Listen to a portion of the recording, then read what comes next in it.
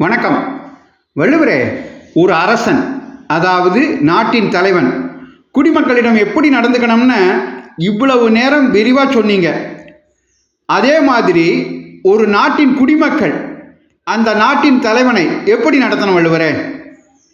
அப்பனே, நீதி நெறி தவறாமல் ஆட்சி செய்து மக்களின் நலன்களை மட்டுமே கருத்தில் கொண்டு தேசத்தின் பாதுகாப்பை மட்டுமே மனதில் வைத்து கொஞ்சமும் சுயநலம் இல்லாமல் எந்நேரமும் தேசத்தை பற்றி மட்டுமே சிந்தனை செய்து அதற்காக ஓய்வே எடுக்காமல் செயல்பட்டு கொண்டிருக்கும் மக்களை முறையாக பேணும் ஒரு நாட்டின் தலைவனை அந்த நாட்டு மக்கள் இறைவன் என்று கொண்டாடுவார்கள்.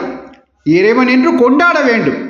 நமது இந்திய மரபில் மக்களை காக்கும் தொழிலை செய்யும் திருமாலின் அம்சம்னு நாட்டின் தலைவனை குறிப்பிடுவது அதனால தான். இதைத்தான் முறை செய்து காப்பாற்றும் மன்னவன் மக்களுக்கு இறை என்று வைக்கப்படும்னு இறைமாட்சி அதிகாரத்தில் 388வது குறளாக எழுதி வச்சேன்.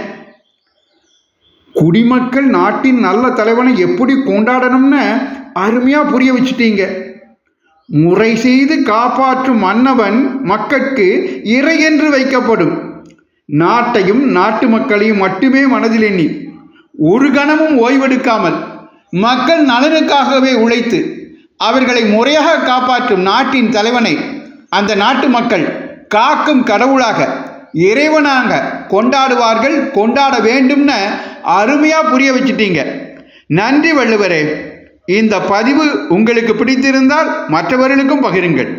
தொடர்ந்து திருக்குறள் தெளிவோம் பகுதியை கேட்க பாரதமணி திருநாடு சேனலை பின்தொடருங்கள். நன்றி, வணக்கம், ஜெய்ஹிந்த்.